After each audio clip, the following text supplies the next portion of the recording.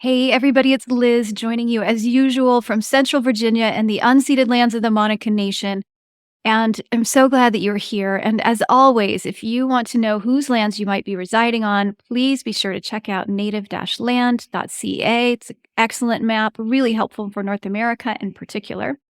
I'll put that in the show notes for you. And I'm so glad that you are tuning in today. And if you're listening and you want to learn more about the sacred feminine, there are so many ways that you can do that, but I'll tell you quickly about a few that you can do with me. First, you can check out my award-winning book, Home to Her, Walking the Transformative Path of the Sacred Feminine. That is available wherever you buy your books. You can check out the classes available via the Home to Her Academy. Those are going to be rolling out all year long in collaboration with different teachers.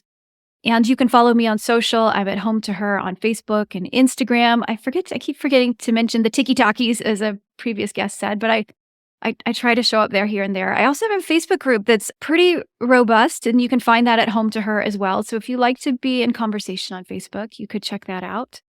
And then you can check out articles and all the past podcast episodes at hometoher.com. And I will put all of that in the show notes for you.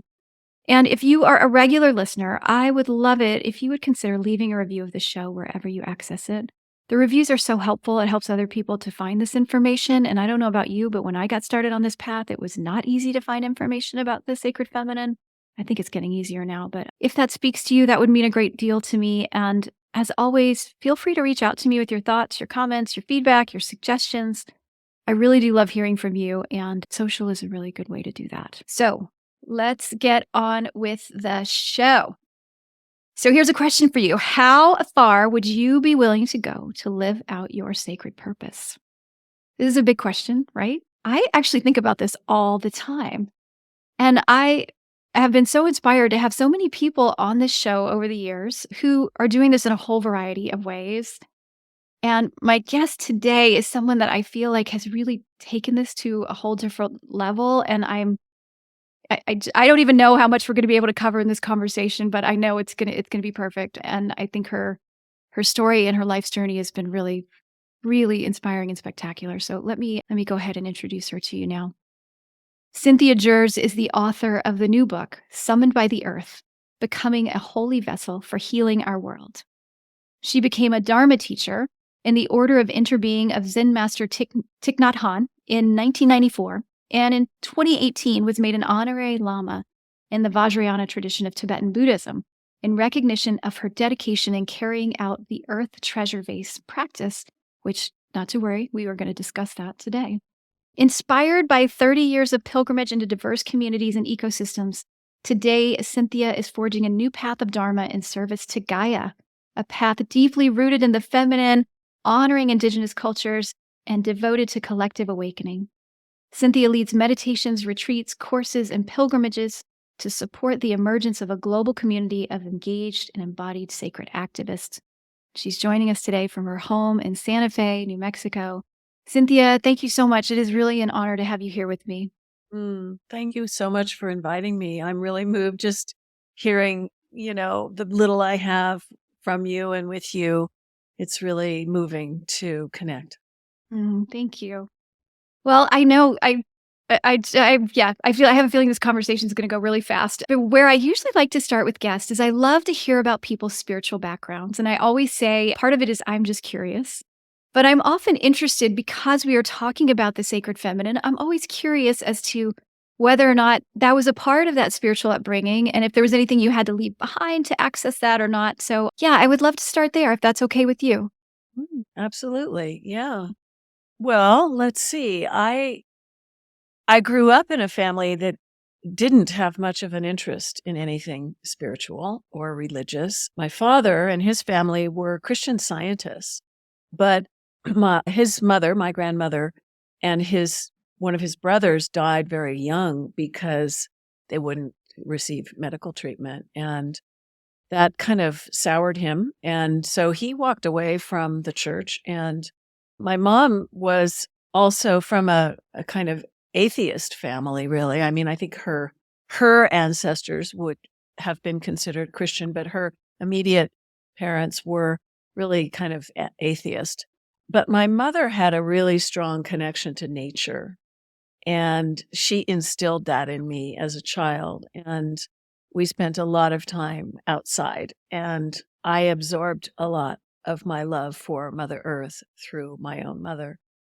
So, but I was hungry for a spiritual life as a child. And my parents said, you can go to any church you want, you feel free, explore, do whatever you want. But, you kind of have to find your own way.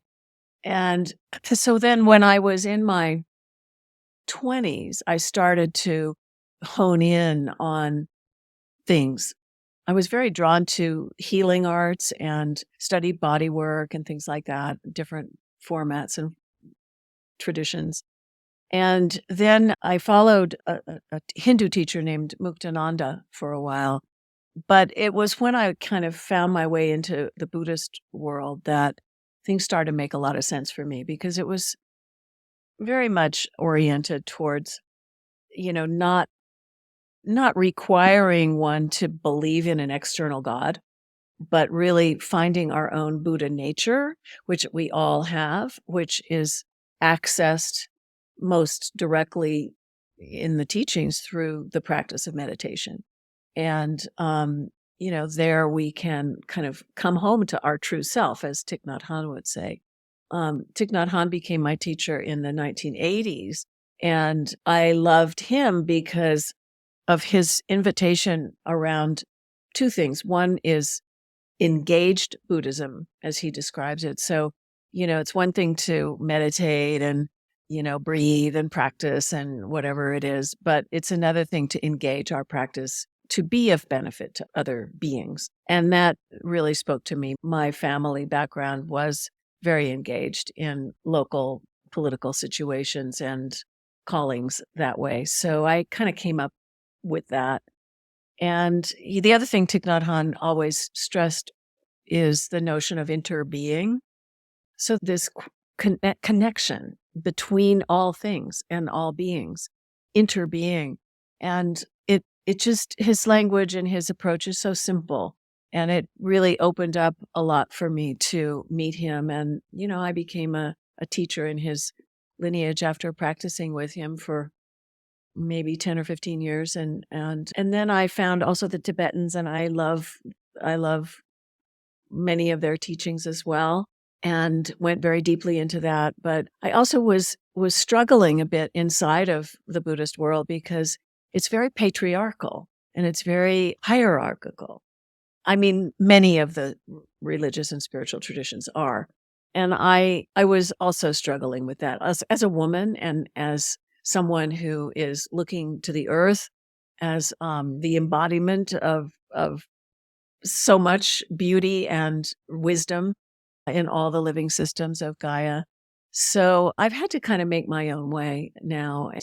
I don't know if that answers your initial question, but let me know where you'd like to go from there. Well, it definitely does, and I'm wanting to go back and just say or ask you, because really, if you read your book and you read some of your background, to start in a household where you really didn't have much spiritual guidance at all, to end up living at Plum Village with Thich Nhat Hanh. I mean, that's fairly extraordinary, So I'm wondering, there's a I'm wanting to ask you about the spark or the hunger or the thing that set you on that path, right? Because I think there are many of us who, maybe perhaps many people who are like, well, I want something spiritual, but it seems like you really were called in a very deep and profound way. It's true. I couldn't escape it. And I think I was sort of possessed, and plus the times, the times that I have lived starting in the 60s, kind of coming of age in the 60s, and then breaking out of the dominant culture paradigm, and then finding I didn't go to college. I traveled, and I traveled the world, and I ended up, I write about this in my book, but I ended up at one point becoming a cook for expeditions by Land Rover into Afghanistan and Pakistan and Iran. This was before everything blew up in that part of the world. And just had some amazing experiences going very, very far away from the culture and community that I grew up in. And that was my big calling early on, was just to go as far and wide as I possibly could. And I was able to do that. It was a blessing, to be exposed to so much.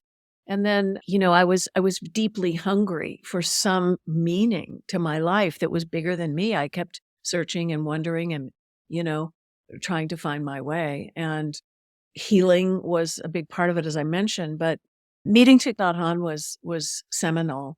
And I'd been kind of circling around. But when I met him, so much started to make sense. So I began to organize retreats for him. He asked me to do that. And it was right when he was just starting to come out and become well known. So I had the great good fortune of being close to him at a time when you could get close to him.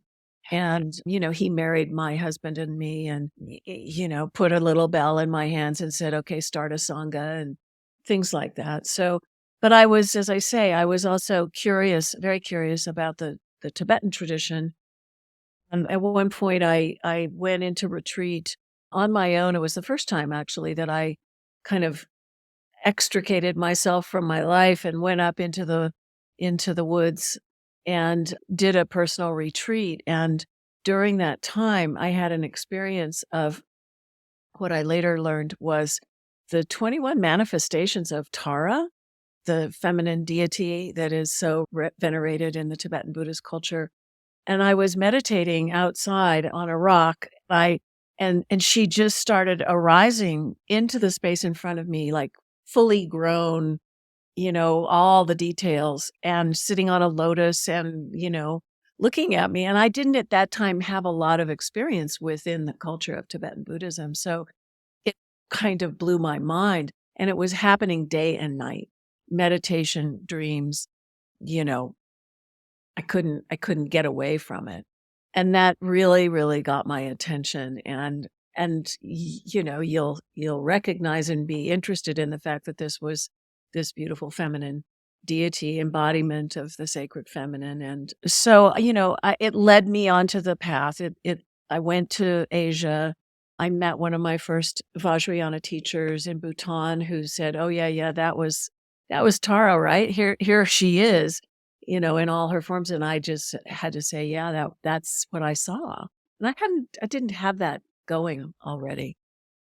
So, I began to practice and began to listen and follow different teachers and receive a lot of teachings and go into retreat and all of that. But then in 1990, I was had the opportunity to go and meet an old wise man in a cave who was a lama living in a remote part of Nepal, and I was immediately knew that I had to go and meet him, but I didn't really know why. And it wasn't until I was walking up the path of those high mountains, kind of struggling to keep up, that I realized I had been given this incredible opportunity to ask a question of the proverbial old wise man in the cave. And then I thought, well, what's my question? Really didn't know. I was just putting one foot in front of the other, literally. But then the question came. And my question was, what can we do to bring healing and protection to the earth? And that's still my question, really. It's the guiding question of my life. And we were already feeling the signs and omens, back then in 1990 when that happened. But now, of course, it's even more powerful what the messages that Gaia is sending to us to wake up and to get involved in turning things around, bringing healing and protection to the earth. So that's a good part of the beginning. Yes. And I want to, and of course, I want to talk about, where that conversation took you and all the ways that's unfolded. But I want to go back for listeners and just ask you, if you don't mind, to tell listeners a little bit about Tara, if they're not familiar with who Tara is. She's a beautiful deity, and she hasn't come up that much on this podcast. So, Uh-huh. Well, okay. So in the Tibetan Buddhist tradition, there are many deities that are venerated and appreciated and worked with in meditation, and they all embody aspects of our own Buddha nature. We're, as I say, we all have that capacity to be awakened, to be liberated, to be enlightened or free.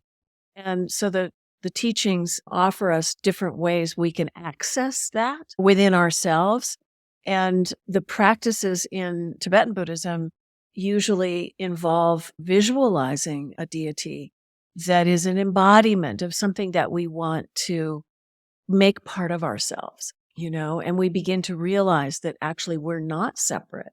And this is a sort of a skillful method of the tradition to invite us into a whole visualization. In this case, Tara is an embodiment of the feminine, the awakened feminine. And she comes in different forms. They say there's 21 forms of Tara, and she is known very especially for coming when called. So when we invoke her, she's supposed to, show up. And I can testify to that because she's shown up for me many times over many years. And the form that is most often understood or worked with Tara is called a green Tara. And in the Tibetan tradition, there's different colors you may have seen of the deities, like sometimes white, sometimes red, sometimes green or blue or yellow. And each one of those represents a different quality, energy that has several aspects. It's sort of the elemental energies of, the fire, the air, the earth element, the space element, the water element, or the wisdom of those elemental energies, or the so-called kind of poison or reactive emotions that are also associated with them. It's a whole teaching I could get into, but I don't want to take all of our time on that. I do speak to it a bit in my book. So green Tara is connected to the element of air, and she's very swift. She's all about action. And she's pictured always with one foot coming off the lotus. So she's not just sitting there. She's actually ready to jump into action. And so when you call on her, she responds. And she's very helpful that way. She's supposed to remove a lot of obstacles and, just be a real ally in helping us do what we are here to do. She's all about engagement, really. And the reactive emotion connected with the color green has to do with competition and jealousy and envy and those kinds of energies, which, many, many women and men, all of us, whoever we are, we get caught in that, trying to get ourselves ahead, trying to accomplish what it is that we're here to do. Her wisdom is all accomplishing wisdom. And so we sometimes have to struggle with issues that come up in relationship to other people or other situations that are, getting in our way or putting us down or, these kinds of things. So there's lots of richness in this exploration. But anyway, green Tara, the Taras, they're often pictured very beautiful, often naked or partially naked, just expressing the beauty of the divine feminine. And again, in all her glory, So to identify with an embodiment of that as who we also are, is a way of empowering ourselves to embrace, something a lot bigger than what we may normally have thought of as who we are. One of the things that I love about Tara, it shows up with Mary, the Virgin Mary, as well, and I believe with Durga as well, is that idea that if you call on her, she's going to come and help you, but you got to ask. You got to ask for it. Like Yeah. there's a co-creative aspect to it. Reciprocity. Mhm. Yeah. Yes. And one way of asking is by making an offering, Mhm. to, call on her, but to, like when someone comes to dinner, a guest, you want to give them a beautiful plate of food, you want to please them, you want to make them feel happy. And sort of like that with these so-called deities, these energies that are all around us, just waiting, to be invited. Mhm.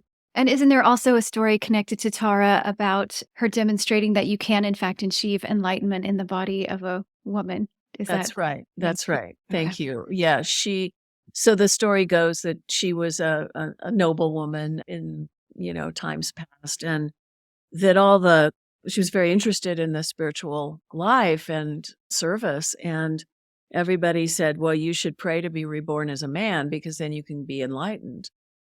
And she said, "I'm sorry, but I don't want to do it in the body of a man. I want to do it in the body of a woman." And so she said she vowed to always take birth as a woman in the female form. And sure enough, she showed the way. Yeah. Yeah. Yeah. Yes. Beautiful.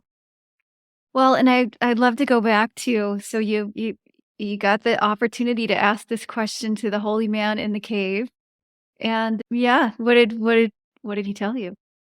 Well, he told me that anyone can make a difference, in the whole area where they live if they're connected to their deepest prayer. I Yeah. mean, or intention is another way of talking about prayer. And he looked at me and he said, "But you need to get these Earth Treasure Vases and you need to put them in the ground, and they will do the work of bringing healing and protection to the whole area around where they're planted." And I was kind of skeptical, to say the least, because at the time I was very concerned, still am, about the fallout from radioactive waste coming off of the Los Alamos National Laboratory, which is where the atomic bombs were first made, and the nuclear industry is still going on here in New Mexico. And I was learning a lot from a woman you may have heard of named Joanna Macy, who has been one of my teachers. And she spoke at that time a lot about her notion of nuclear guardianship and the need to protect the web of life from these horrific substances that really change the whole fabric of life on Earth, affecting, our DNA. And so I didn't really understand how a little clay pot, which is what these are, filled with prayers and offerings that are symbolic of healing and protection, could actually affect the kinds of change that are needed in the world. But I also realized that I had a lot of respect for this particular tradition, and that the change that we're needing is going to come in a lot of different ways. And we have to basically do all of it because it's so vast. And this is what was coming to me. So I asked where I could get some. And I was directed to a monastery to have them made. And one thing led to another. And I received 30 of these Earth Treasure Vases. And they were concerned about customs and security because they had to travel around the world to get to me. Once they're filled, which normally the lamas would make the pots and then fill them with these offerings and then bless them and consecrate them and then seal them, and then they would be taken out to places where healing is called for. But because they had to travel so far, they blessed them. They mixed certain very potent substances into the clay, and then they consecrated the pots and then gave them to me and to our community to fill in our own way. And they said, "Just put them in the ground. They'll do the work." And again, my rational mind was sort of, I don't know what the word is in this moment, but, doubtful, like Yeah. how could that be?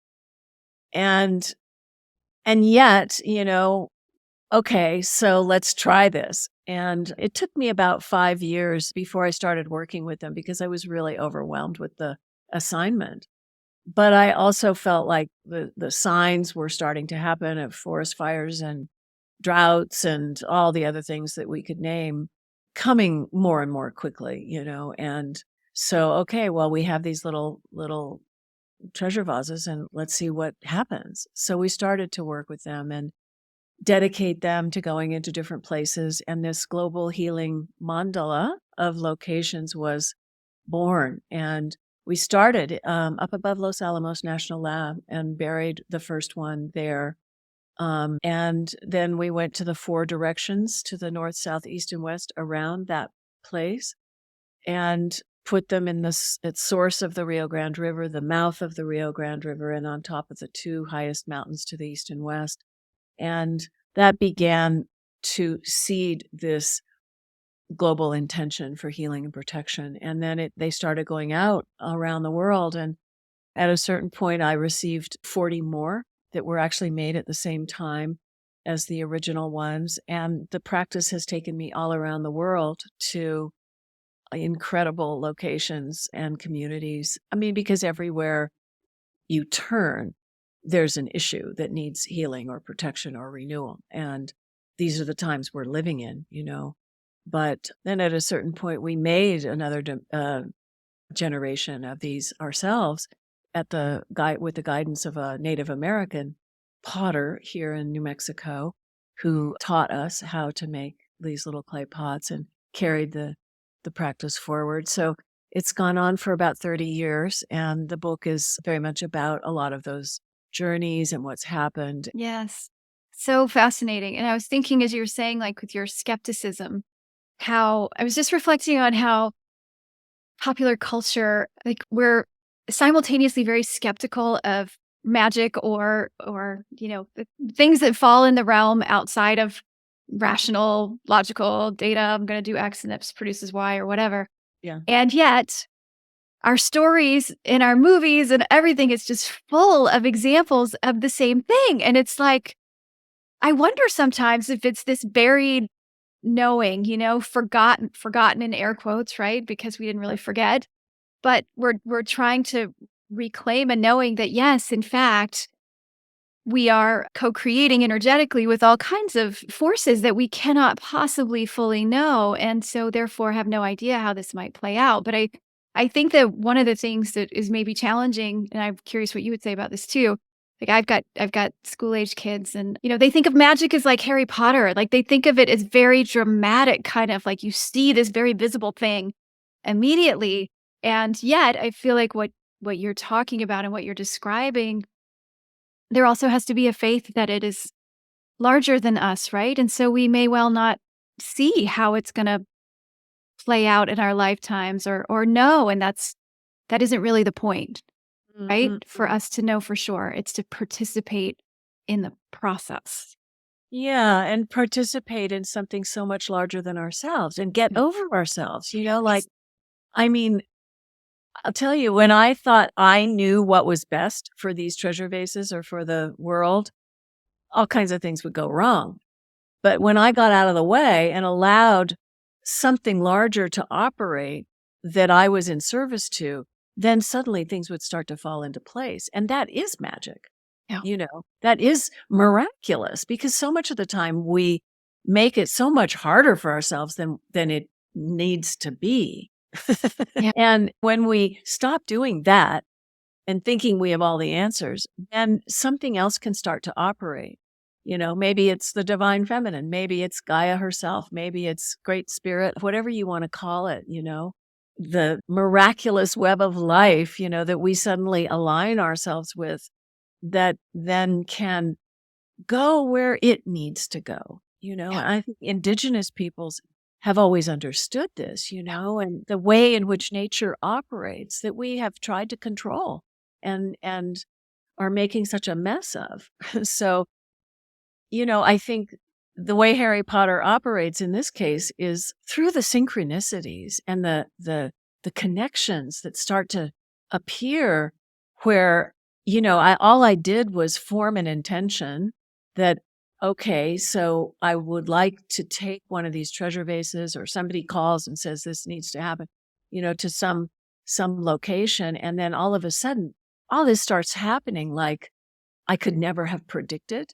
Yeah. And the same with once they get planted, once they get filled with all these incredible prayers and intentions and heartfelt, tears and whatever it is that we love and care about so much, that is connected to the place where this little clay pot is bound to go, it becomes this receptacle for all that we care the most about in terms of life on Earth and how to protect and enhance and support that.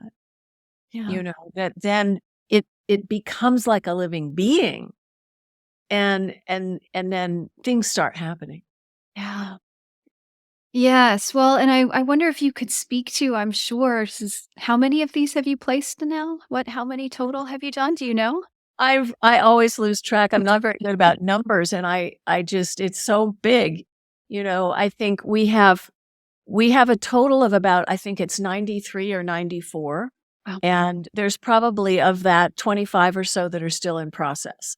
Okay. So maybe more, maybe 30-ish still being worked with, but most of them are either planted already or are in the hands of people who are stewarding them, because I've done many, many, many. I did a good majority of them to begin with, and then I realized it was time to involve others and invite others to take up the practice too.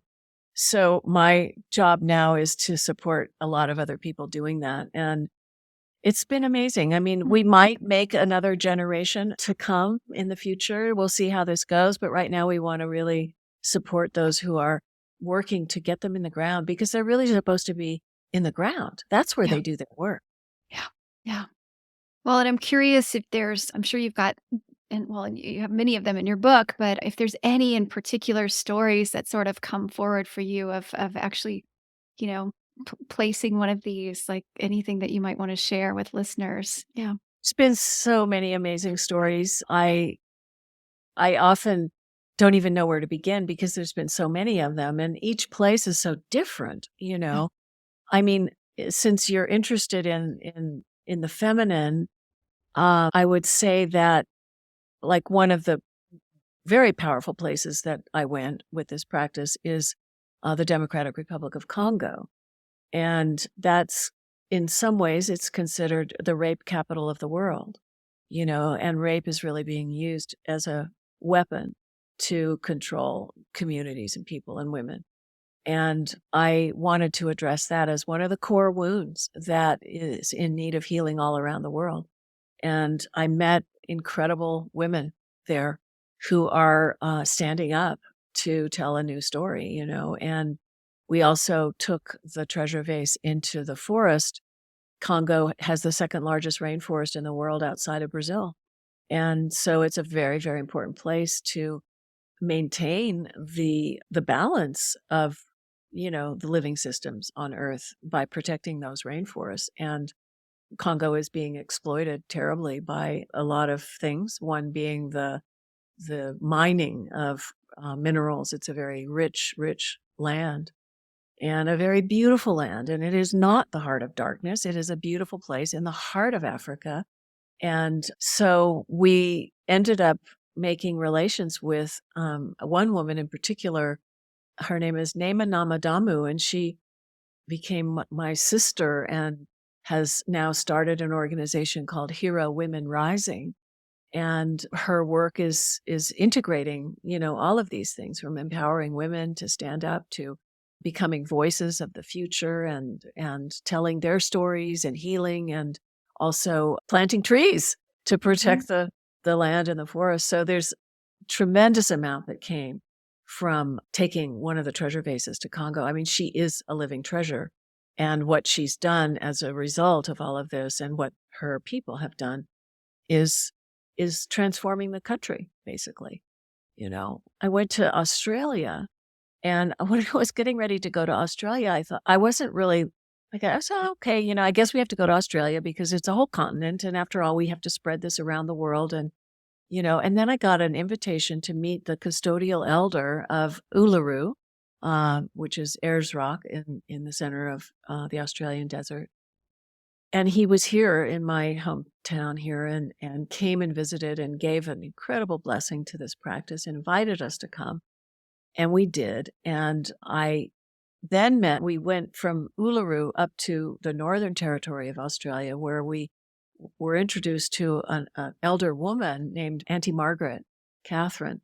And she's a Jawan elder who is actually no longer alive, but she just took us under her wing. She adopted me as her daughter, and she gave all of us in this Earth Treasure Vase pilgrimage group what are called skin names in her culture. She's Aboriginal woman, to make us relations, make us family, connect us. And then she told us where to go. She showed us, the way, and she just opened up the world. And I don't know how familiar you are with Aboriginal culture, but they talk a lot about the song lines that are of the tracks, the dreaming tracks in the land of the different tribal groups across the whole country. These peoples going back 50,000 years, some of maybe the oldest people on the planet. And so amazing, the culture that I discovered there, and was so grateful to be, adopted by. And then just her cackle, and her incredible connection to this practice. And she told us, this treasure vase is going to enter the dream time. It's part of the story now. And then because she made us all family, it was like, instead of it being sort of this project that was being carried out around the world, it became not only a community, but we were all like related. We were all connected. And that still has continued to this day.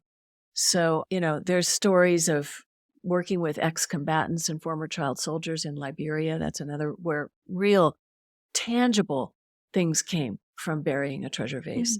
And then there's more subtle experiences of things that have happened in places like the Great Pyramids and Avebury, where the standing stones are in England, and here in New Mexico, where I shared about the cave or the Los Alamos National Lab. I don't know what's going to happen there, but we've connected with one Native American woman in particular who taught us how to make the vases. And, she sees that there's little openings, and she's taught us how to feed the spirit of what we want to see in the world, to focus on not getting pulled down by all the horrible things that are happening, but contributing our awareness and our energy and our lives to feeding that spirit of what we want to see in the world. And that's really what it's all about. And then, realizing that while we can be working with these little clay pots, basically what they're teaching us is how to be the vessel ourselves, because we're each these holy vessels filled with incredible offerings for our families and our communities and the land that we love and, what we care about. So it keeps going in all kinds of ways. And there's many more stories I could share, but maybe that's a little taste. Yeah, as you were saying that last part, I was thinking of a quote by anyone's familiar with the hugging saint Amma from India, who one of my favorite quotes from her is, "Don't be discouraged by your inability to dispel darkness from the world. Light your candle and step forward." And I love that so much because it takes the responsibility, and really, I say responsibility, what I mean is ego. It takes it is up to me to save the world. It takes that off of the table and just turns it into, but this is what I have to contribute, and this is what I will contribute, and that's all I have to do. And I get to trust that others, are lighting their candles and making their contributions. And then, just even from hearing you talk, it sounds like you get to see that reflected back to you by the process of saying yes to this sacred purpose. You get to see it. Definitely. Yeah. And I watch people who take up this practice, how their lives are transformed and how they get in touch with the healing that is needed in their lives too, and how it's connected to what's called for in the world. And, we just have to take the first step, and then the world opens up, even if it's just in our own backyard, Yeah. So, yeah. Yeah. Well, and I'm curious from you how you mentioned Tara, and I would love to hear you talk more about who or what this sacred feminine is to you. And you're welcome to use any other language, divine feminine or goddess or whatever you want.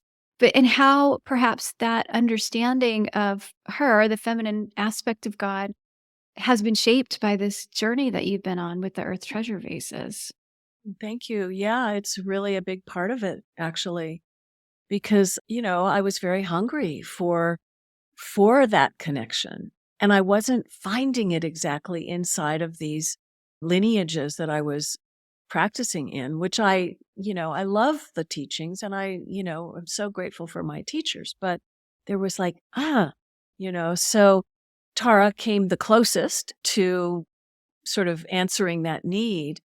But at a certain point, after having traveled around so much with these treasure vases all over, which was very challenging, actually, to go into these places like Congo and Liberia and everything, I was asking for a direct relationship with Mother Earth, with Gaia, with the sacred feminine.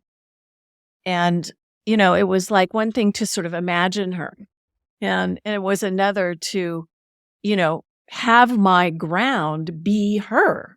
Yes. And I didn't quite know how to get there, and I wasn't getting much help from my teachers, but I would practice, I would do my practices, and I would go off and have these experiences. And anyway, one day I was invoking Tara, but what happened was that instead of the mantra that's associated with Tara, I started to hear a different mantra. And it was a mantra to Gaia that just came, And I wasn't like setting out to, sort of say, okay, well, now I want this to happen. It wasn't like that. It was maybe it was a little bit of a miracle or something. But anyway, I heard this mantra and I immediately started reciting it, and I started having an experience of the visualization that I was doing of Tara evolving and transforming into an embodiment of Gaia. And so I began to work with this. And I was afraid to bring it out because of how I might be criticized by the lineage masters for, being just another one of these people who's sort of doing their own thing, who's trying to, I don't know, be somebody, whatever, taking the teachings and turning it into my own thing, which really was not at all what was happening, because I was listening so deeply to the suffering of the world through the treasure vases that I came to, really feel as if the times that we're living in is calling us to respond to her, and that the way in which the spiritual experience is being passed on in a lot of ways is not really working very well anymore. It's just kind of part of the same old story. And so this was all kind of swirling around. And finally, the lamas that I did talk to said, well, you just need to practice this for a long time yourself before you start sharing it, because it has to really sink in. And so I did that, but I didn't do it for as long as they thought I should, probably. But I worked with it very deeply on my own. And then I went back to Nepal in 2018 and went back to the cave where I had met the old lama. And it was at that time that I was also made a lama myself. And I was conflicted by that because I knew that my teacher was Gaia, not the gurus, that it was really shifting. The ground was really shifting.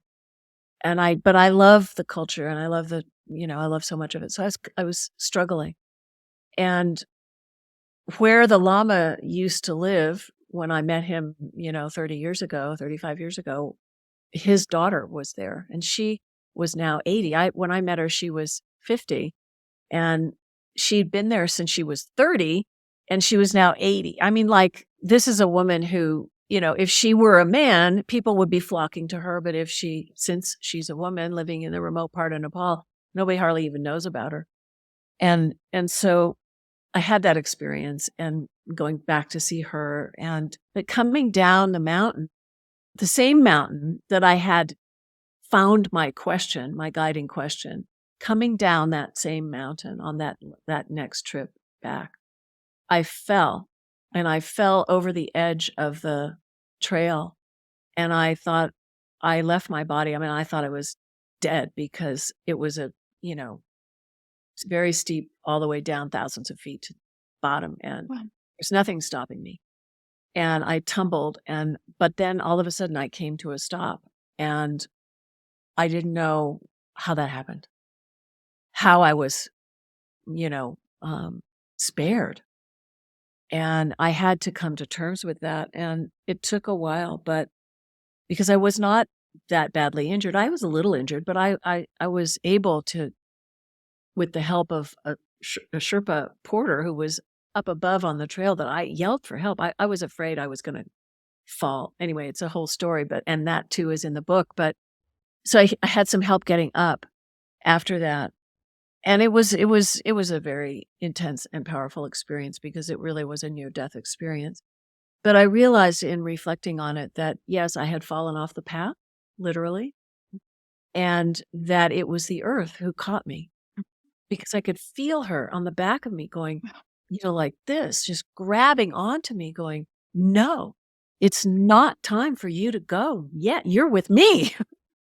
And so after that, I realized I had to own this calling to bring the sublime Mother Gaia into the world, and to share her mantra, and to invite others to make that connection, and to really stand up for what this whole journey has been for me in relationship to the earth and the times, and the need for us to listen to her voice, and to respond in our own way, however we can, as holy vessels.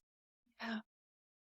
I'm so glad you spoke to that. And it seems to me that there's, and this is a theme that I think has come up this year on other episodes of this show and maybe it's probably because it's a theme in my life, is that dance of the rootedness of deep spiritual teachings that have been passed down through a lineage by people who are devoted to carrying that wisdom forward generation after generation, and the value of that, which I really I can't overstate. And yet the reality that the feminine is so vastly underrepresented in so many of them, and how deeply, and I mean this, like deeply painful that can be for women.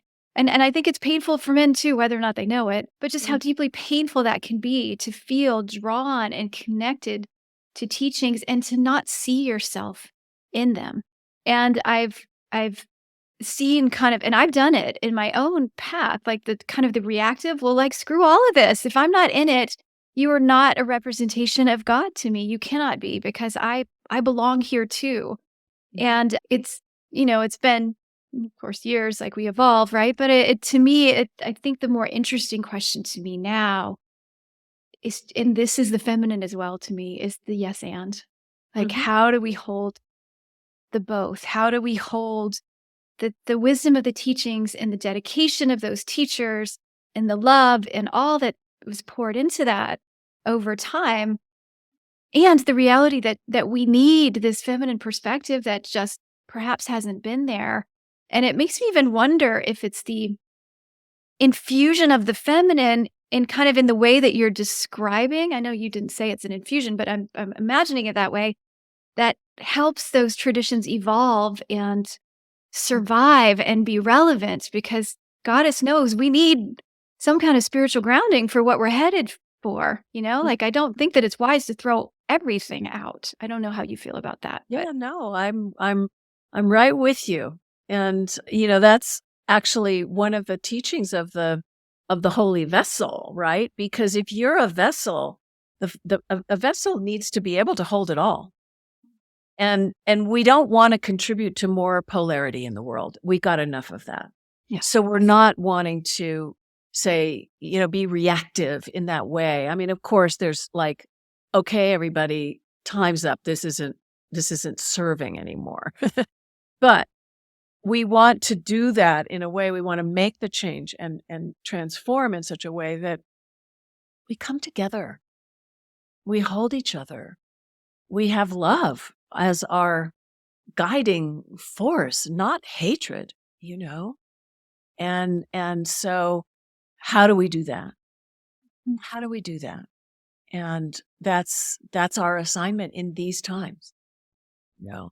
Yeah. And I can really relate to what you're saying, because when I was writing the book, I was very interested in this whole notion of summoned by the earth, which, if you're familiar with the story of the Buddha, when the Buddha was in the process of becoming enlightened, he was sitting under a tree, and he had been, pretty much he hit bottom, let's say.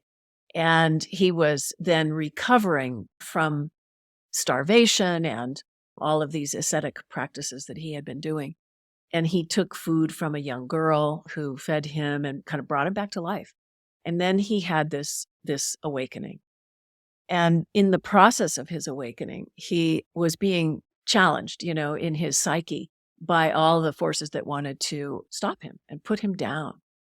And in that moment, he summoned the earth. He touched the earth to summon the earth to witness his experience, his awakening, which I find such an incredible gesture, that he would have summoned the earth.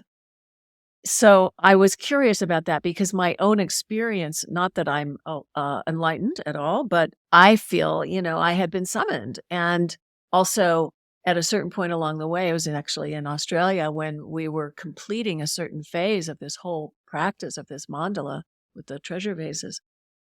I did summon the earth, and I asked the earth, to come and to celebrate the moment, I realized I had done this thing on behalf of her, and that it was this offering. It was just an offering, and it was just such a moment. And it's also in the book. But when I was writing about it, I wrote this whole story about the Buddha, this experience I just told you. And something about it was just sort of like, okay, well, whatever, And then all of a sudden, out of the blue, I found myself rewriting it as if the Buddha were a woman.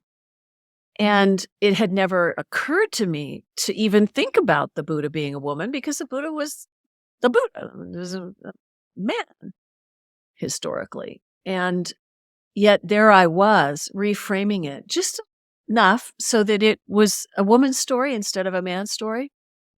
And I realized that I had needed that so deeply to not have to make that adjustment, around what I'm identifying as the great teacher showing the way.